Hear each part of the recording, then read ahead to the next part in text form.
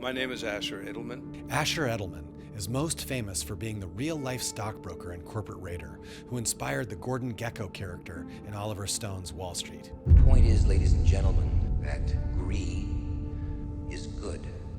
But he recently shot to national fame again when he made this public assessment of our economy.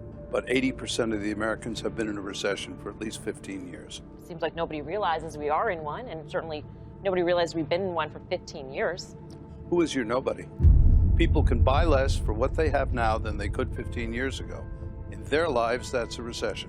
According to Asher Edelman, trickle-down theory has long been disproven. The wealthy 1% only spend a tiny fraction of their income, while the rest of us in the bottom tier of earners, we spend everything we make. All of it gets spent, and it rotates or has a velocity in the economy and helps the economy grow. The small fraction of what the 1% spend of their income is not going to stimulate the economy significantly. It simply goes mostly into shares or houses or investments that are non-productive. As you've had a transfer of wealth to the top and a transfer of income to the top, you have a shrinking consumer base, basically, and you have a shrinking velocity of money. We're asking everybody, essentially, who you think the best candidate for the economy would be. Bernie Sanders. Without a doubt. Why is that? No question. Policies? Bernie Sanders wants to not only create fiscal stimulation, but get banks to make loans to small businesses again.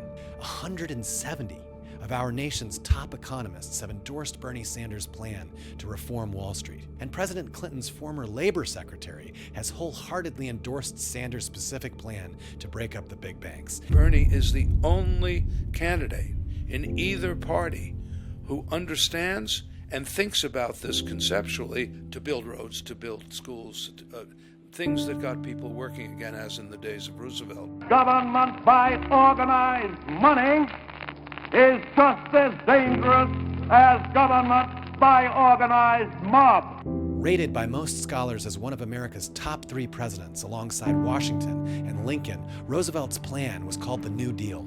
He pulled us out of our Great Depression with government jobs for the unemployed, economic stimulus plans, and banking reform. And if that sounds familiar, it's because it's really similar to Bernie Sanders' New Deal. So the next time that you hear me attacked as a socialist, like tomorrow,